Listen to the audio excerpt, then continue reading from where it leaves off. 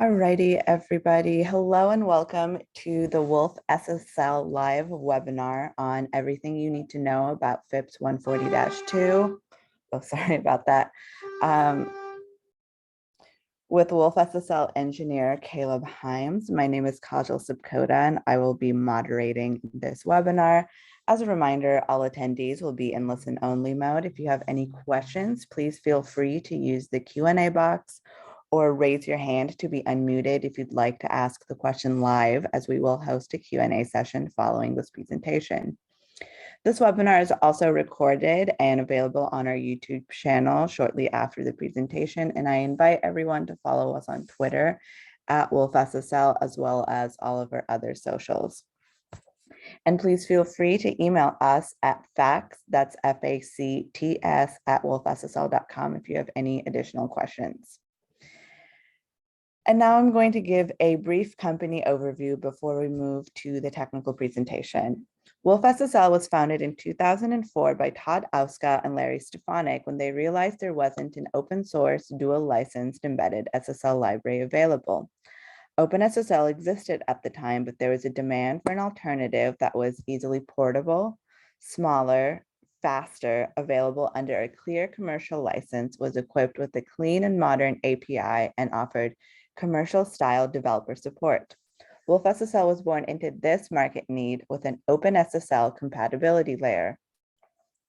Today, wolfSSL secures over 2 billion connections. We have more than 1,000 OEM customers and dozens of resellers.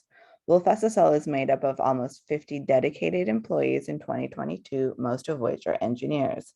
This progress is, of course, supported by a strong partner network that we're very proud of, which includes DDCI, STMicro, and RTI, for example. Since the beginning, our engineering team have developed several embedded security products, including wolfCrypt with DO178 support, FIPS certification, and a FIPS-ready offering, MQTT up to the version 5 specification, SSH v2, TPM 2.0, a secure bootloader known as wolfboot, as well as Java wrappers and JSSC support and commercial support for curl. All of these offerings are accompanied by thorough maintenance and support plans up to the 24/7 level. We also offer full service consulting. And now I'm going to hand it over to Caleb for the presentation. Thank you so much, Kajal, for that intro. So we'll go ahead and get started here. Basically, today we're just going to give an overview of 140-3, what it is generically. So I apologize if this is a rehash for anyone who already does know. And then we'll kind of cover some of the stuff wolfSSL has been working on to get up to date with 140-3, the changes between our 140-2 and 140-3 modules, and what processes we go through when we're assisting customers in certifying using our certificate for their operating environments. So the 140-3, what is it? Essentially, there is an international standard that had been widely adopted by other governments, and the US and Canadian government had their own separate standard called FIPS 140-2. And the ISO and IEC governing bodies were who governed the other standard. So because the two were separated, it was difficult for European customers that had a desire to sell to US-based government and also their own governments, which required common criteria, not FIPS. It was difficult to get everything to work together. And so that's what 140-3 is. It is the attempt to bring the US and Canadian standard more in line with that other international standard used by common criteria and other certifying governments throughout the world. So it makes it much more internationally acceptable now. 140-3 certification should transfer directly over to common criteria use cases or other world governments requirements. It's FIPS is a term we use a lot. It stands for Federal Information Processing Standard. And it's what governs the use of cryptography as I just kind of mentioned prior, used to be the US and Canadian government, now the world as a whole. And wolfSSL is on the module and process list as we speak. So we are close to getting our certification, we hope. And our estimated date is Q3 or Q4 of this year that we will have that certification.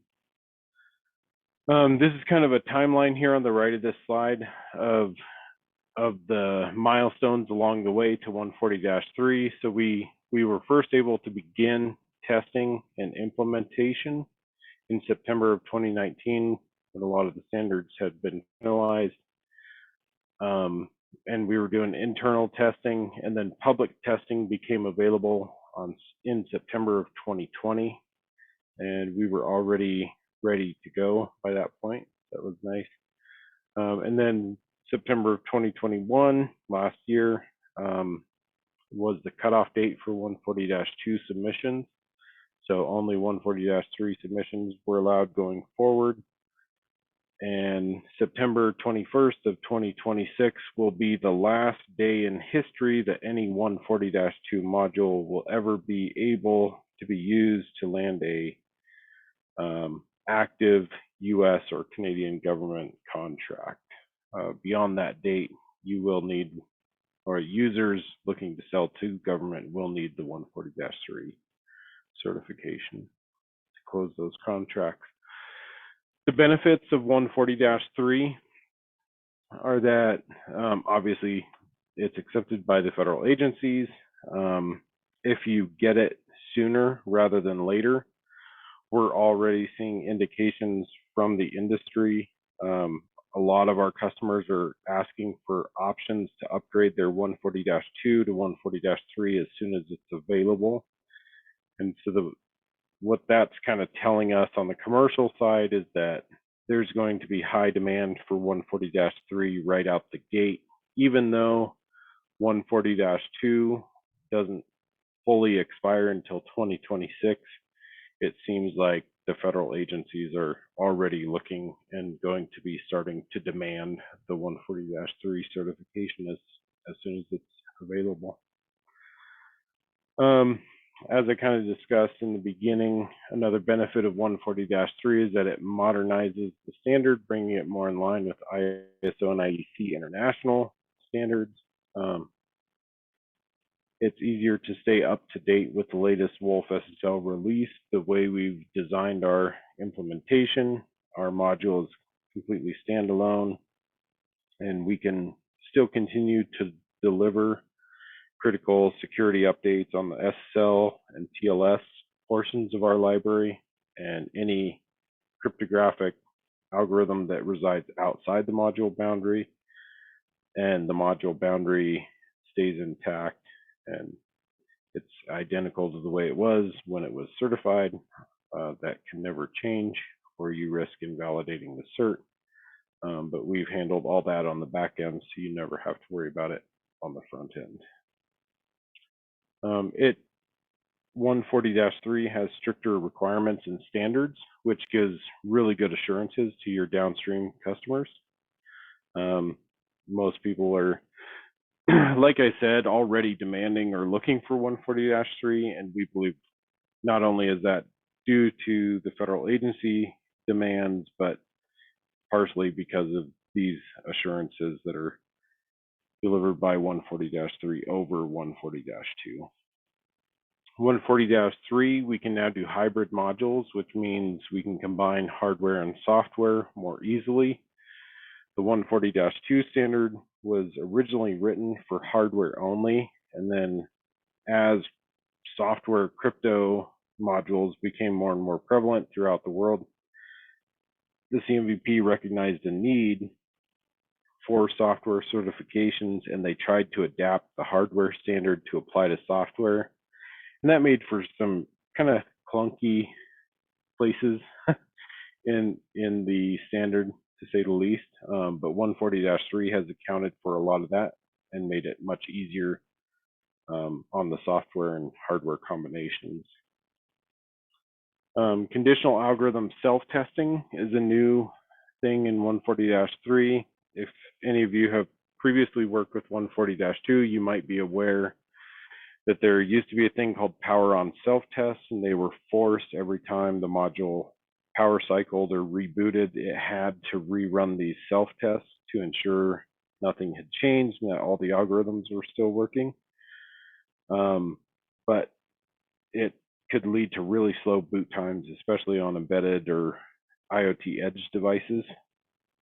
So now with 140-3, there were enough complaints from the cryptographic vendors that the CMVP took that into account, and you only have to run the algorithm test the first time the test is used now. So for example, maybe a module supports RSA, AES, and SHA, but you only ever use AES to encrypt something. You never have to run the test for SHA and RSA because they're unused. So that saves a lot of time in those power boot and reboot cycles. And then finally, processor algorithm acceleration. This was actually available with 140-2, and we did start doing it on our latest cert. It's where you take advantage of select features of certain CPUs to accelerate crypto, but you're not necessarily offloading the entire cryptographic operation to the chip or hardware part. So an example would be the AES new instruction set handles all the AES intrinsics, but doesn't have a full AES implementation standalone. We take advantage of the AES intrinsics and the AES tables on the chip to free up memory in our software implementation. And so that's called processor algorithm acceleration. We also support the ARM v7 Neon instructions and some of the ARM v8 crypto APIs.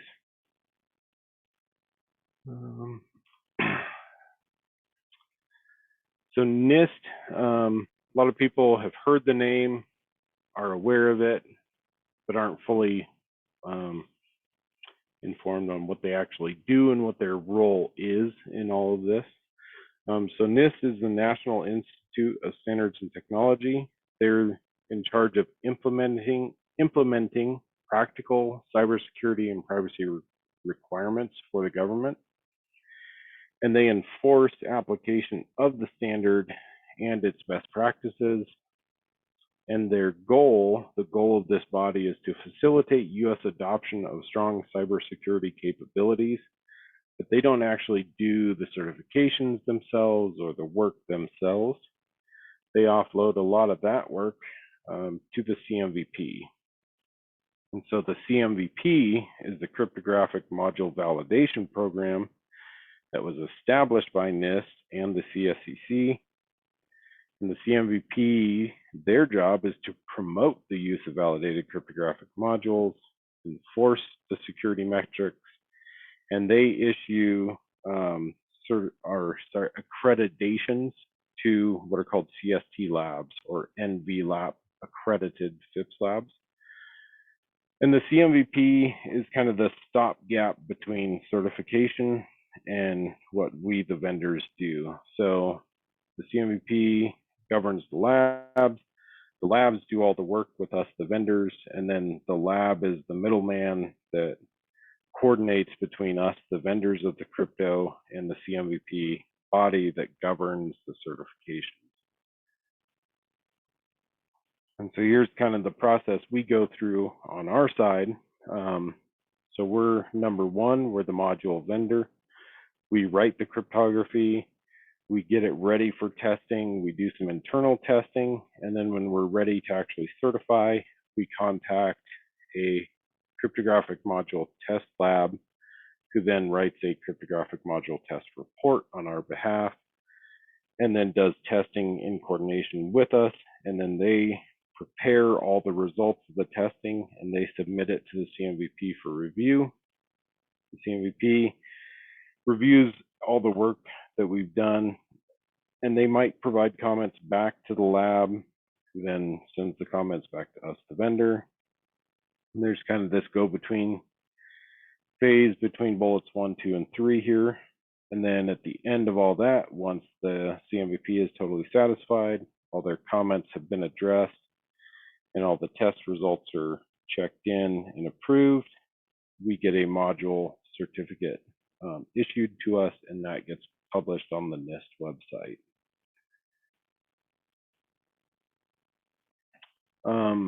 I had talked a little bit earlier about how we are able to continue delivering updates to portions of our library that are outside the module boundary. So this slide kind of shows what I'm talking about here. This is what we certify for FIPS. It's a set of the algorithms, RSA, ECC, AES, the SHA algorithms. In 140-3, we've added the KDF, some other stuff. So we pull everything that's going to be certified into a what's called a module boundary. And so that's what this box is denoting, is the boundary, and everything inside is certified. Everything outside of that, we can continue to update over time. And we always test that the changes we're making here at this level don't break the interoperability between the module and the external code. And that's what we ship our customers in releases, is the latest and greatest SSL and TLS with the whatever was certified to the FIPS standard when we're doing FIPS releases. In wolfCrypt, these are just some statistics about our library. It's lightweight crypto library. Like Kajal said, we're used in billions of connections today. We're portable with numerous supported cipher suites, including all of Suite B algorithms. We have multiple different versions of wolfCrypt that have been certified to the FIPS standard. Each certification for an operating environment, we might have to do porting changes. So for example, if we certified version 4.0 on a Linux and Windows system, we might take 4.0, port it to run on FreeRTOS, and then certify that, and then we would change the version of the module at that point to 4.0.1, and that would be the FreeRTOS wolfCrypt certified module version. Then if we shipped 4.0.1 and someone tried to run it on Windows, it would actually not be FIPS certified for Windows. They would need to get the 4.0 module to be certified on Windows, and then the 4.0.1 for FreeRTOS. And like I said, we update the update to the latest version of wolfSSL while maintaining the FIPS validated code boundary when we ship all of our releases. I've used the term now several times, operating environment. We also call this just an OE for short. And we often forget that not everyone knows what we're talking about when we say OE or operating environment. When we're talking about an operating environment, it used to be a tuple. It's now a, what is it called, a quadruple. So the CMVP is now making us stipulate the form factor that was tested. But it used to just be the chipset, the operating system, and the cryptographic module. Now add to that form factor or product description. So we now have to list, for example, I'm actively working on a server certification for one of our customers, and it's on a Dell server. I'm trying to see the name here. It's a Dell R430 server. So I actually have to add Dell R430 to these OE descriptions now. When you might hear this term, operating environment, come up is whenever you're speaking with potential FIPS customers or one of our own support staff. And we often hear the question, what OE? So we'll often ask, what OE do you want to certify? And then we'll get asked back, well, what should I certify? Unfortunately, we can't answer that question very well anyways. FIPS is driven 100% by the end customer. Usually that's your federal agency that's making the purchase. of the product you're offering or wanting to sell to them. And so you can go to that federal customer and you can say, hey, what do you actually need to see certified? And they can usually tell you exactly what they're running at their workstations, or it's very common for government agencies to actually have a spec sheet that they require for their IT departments to make a purchase of any systems that are going to be on site at a given location, office, or server warehouse. And so you can just ask them for a copy of that, whatever their spec sheet is, and then ask them if that is sufficient. If you go certify on that specific system, will that be acceptable? And most often the answer is yes. We used to say, given the the chipset, the OS, and crypto module used to comprise the entire operating environment description. It used to be the case that desktop, laptop, and server didn't matter. Sometimes some federal agencies are still fine with what I'm going to say here, and some are not. So be sure to clarify this with the end customer when you're doing a FIPS sale. And the example I often use is, we have federal offices just down the road from where I live, and they send reports into Washington, D.C., but it's all reports that are public information. And even though they don't necessarily care about that information leaking out, they're sending it to servers in DC, and these servers in DC have a FIPS requirement.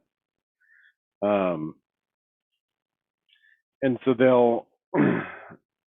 they'll have to purchase a FIPS product. They don't necessarily care if the product description we're listing in the OE is a desktop, a laptop, or a server. They're fine as long as they see the right chipset and operating system and crypto module. They're good to go. But then the servers in DC, they're a little more stringent, and they do want to see, what is the actual form factor that was tested on and certified. So a lot of this is driven by the customer requirements.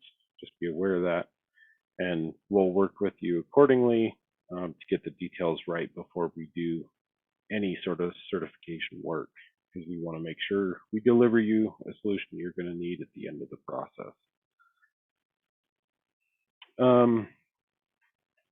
We often see this question, hey, I validated before, this is what I'm used to. Why are you doing stuff different? And the easiest way to respond to that question is just that FIPS in 2009 and 2010 is not the same FIPS we're dealing with today in 2021 or 2022, as it were. The CMVP has become far more stringent. They've got, not to badmouth them, but they do have a little bit of a chip on their shoulders anymore. They know they can kind of push people around, and we have to do what they say. And unfortunately, they've taken advantage of that in some cases. And what we list in our certifications is now has to be far more specific than it used to be. Like they even have stipulations on what we can put for the versions of a CPU and various other things. I know this is an OE example here of a certification that would have passed in 2009. We could have just listed an operating system, AIX 5.2, running on IBM 610, IBM P610. Today, the CMVP would reject that, and they would tell us you need to say what version of the P610 that this covers about 6 different product descriptions. So we would have to list the actual product that we tested on, and we would also have to include the chipset in the OE description. You can no longer get away without listing the CPU. And this is a question that also comes up a lot. What is FIPS, or does wolfSSL offer FIPS inside? And we actually had a long discussion with our lab about this earlier this year, because we kept hearing from potential customers that they were getting quotes from another vendor in the industry claiming to be selling software FIPS inside. And so we asked our lab, what is that? How would you define it? How would the CMVP define it? And what they told us was FIPS inside for software is pretty much impossible. When you certify software, you have to certify software on an operating system with a CPU listed, and a product description has to be supplied. And so the example they gave us was, let's say you take a printer, and inside that printer, it's got the guts. You can take the guts through certification, and then you install those guts in 4 different printers. You could claim that all 4 printers were FIPS certified with a FIPS inside module because you certified the guts that are the main processing powerhouse for that printer. That's FIPS inside for software. The vendor we're talking about, they basically certified on Linux and Windows, and then they were telling all of their customers, if you can get the code to compile and you don't have to make any changes to the code, you can run it on any CPU, any form factor, any operating system, and you're using FIPS inside. And unfortunately, that was, to our understanding, an invalid claim and would fail any sort of rigorous FIPS audit. So that's FIPS inside. We don't offer a FIPS canister here at wolfSSL, but we will help you certify if you need. The guts are a smaller portion of a product that gets installed in multiple products. We are fine with that approach, but we do not offer a FIPS canister option. These are some of the submission types. I won't go really in depth on these, but we will send out a copy of the slides after the presentation here, like Kajal mentioned. So if you have any follow-up questions or anything about the submissions, please feel free to email us. And these are just here for informational reasons more than anything. Oh, and I guess they do help. So I can give a brief overview. They do help in when we're giving quotes, kind of give it a timeline expectation for a submission type. So anything with a 1 is what used to be called a 1 sub. And those take between 2 and 4 months on average. The 2 is just extending a module sunset date that only happens once in the lifetime of cert.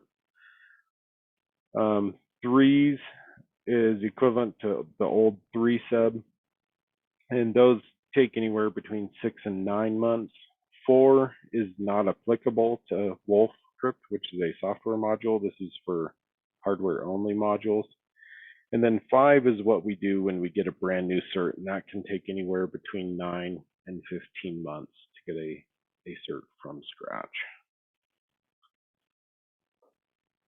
This is what we go through when we're adding an operating environment to an existing cert. So this is a 1 sub, any one of these 1s or an old 1 sub. This is the 1 sub process. We receive hardware and software from a customer who wants to certify their operating environment. We take 2 to 3 weeks to stand up on that hardware and software and confirm everything.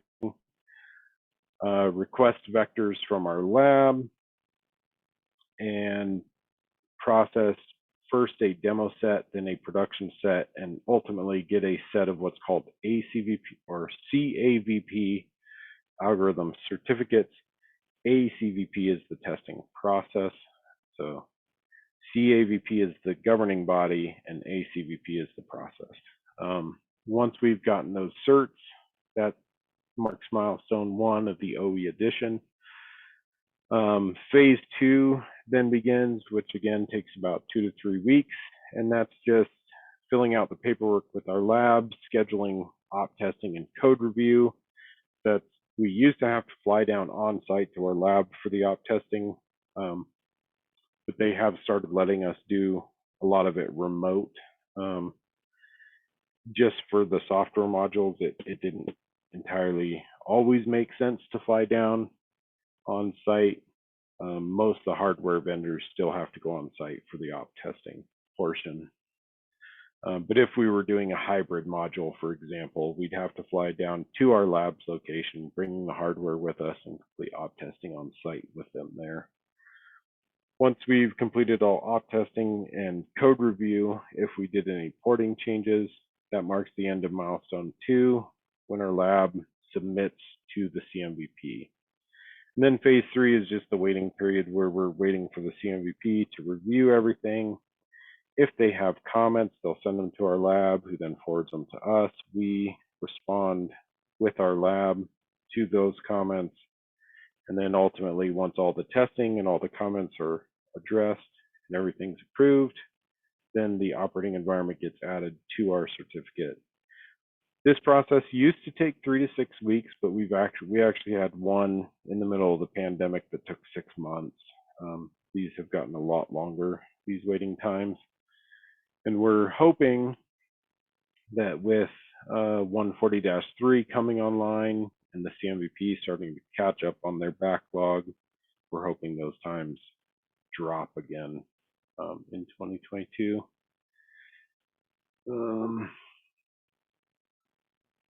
Let's see. This is some recent work one of my colleagues did. They added support for the Linux kernel as an operating environment.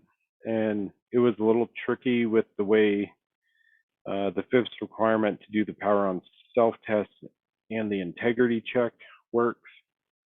The Linux kernel kept changing where the module was loaded in memory, and we had no control over it. And so every time we do an integrity check on the module, it was prone to instabilities. It would often get loaded at a different address, and then that would tell our integrity check that the module had been changed since it was compiled at the factory, and it would kick out errors. Long story short, he ended up finding a way to solve this problem, and so now we have full Linux kernel support, and we have been testing it on, what was the test? Well tested support on x86 using the kbuild toolchain, and there was one other, I think he was testing it on MIPS kernel of some kind, but he didn't add it to the slide, so don't quote me on that just yet. Release availability for this solution is initial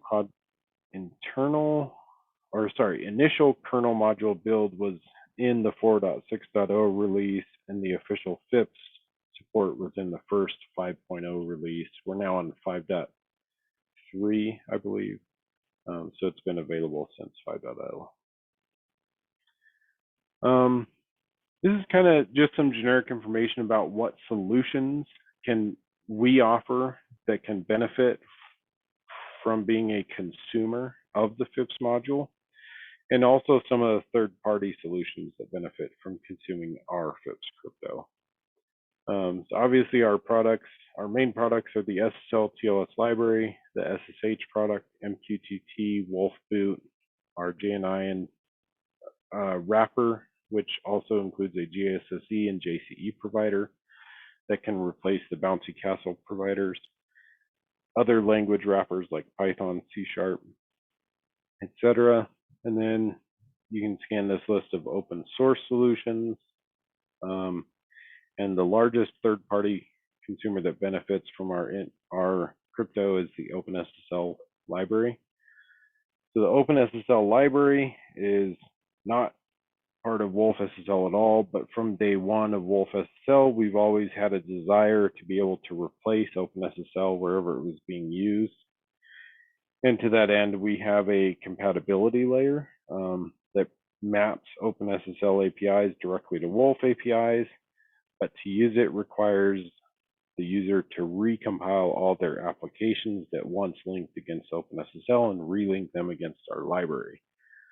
That is kind of problematic for a lot of people, and OpenSSL added what's called an engine API, where you could hook up any third-party crypto module or crypto library. And basically, if you wrote the go-betweens from OpenSSL to your crypto engine, OpenSSL could then leverage that engine at runtime, and there was no need to recompile the applications to link against different libraries. So this is something, the OpenSSL engine is something you can plug into OpenSSL, and you don't have to recompile anything. And OpenSSL system-wide will begin using that engine, which can be a FIPS certified engine. And all you have to do is edit the OpenSSL configure file that's global on the system and tell it where to find your engine for that to work.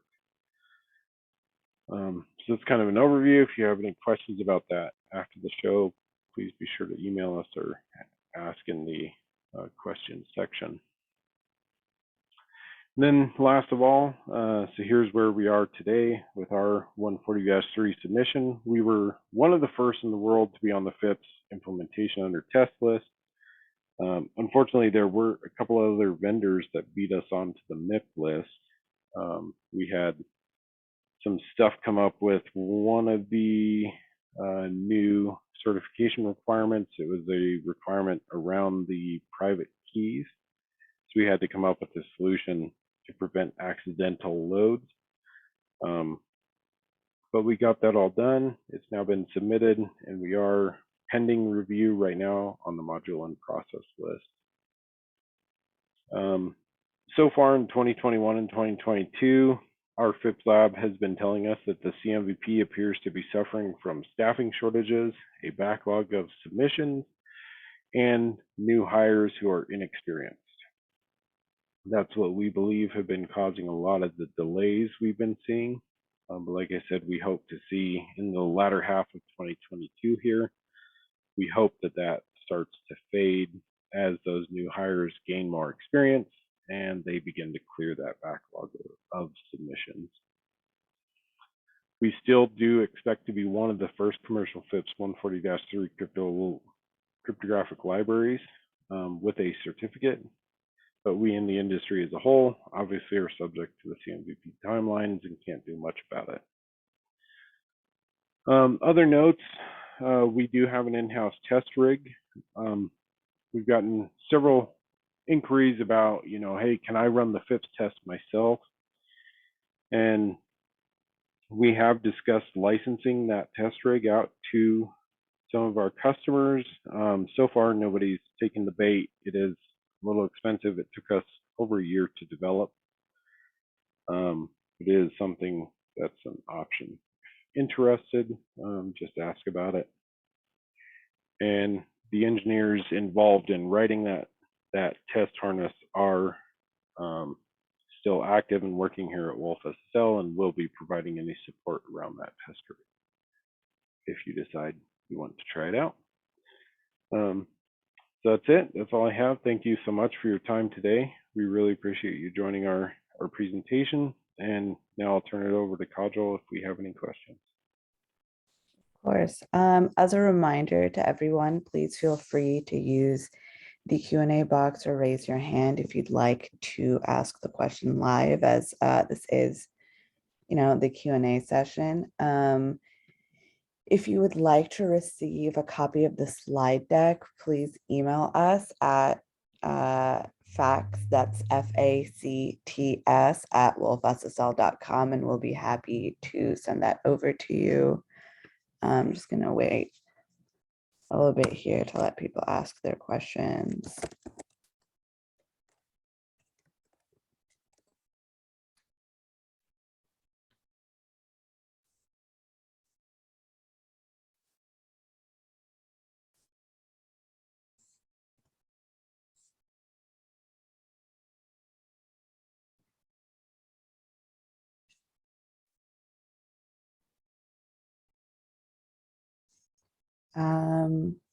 If there are no more questions at the moment, that's totally fine. If you do think of any questions or comments, please feel free to email us at info@wolfSSL.com, and we'll be happy to get back to you. As a reminder, this webinar is recorded and will be made available on our YouTube channel at wolfSSL shortly after this presentations. And thank you everyone for attending. I hope everyone has a fantastic day. And thank you, Caleb, for a wonderful presentation. Yeah, my pleasure. Thanks, Kajal, for hosting. Bye now.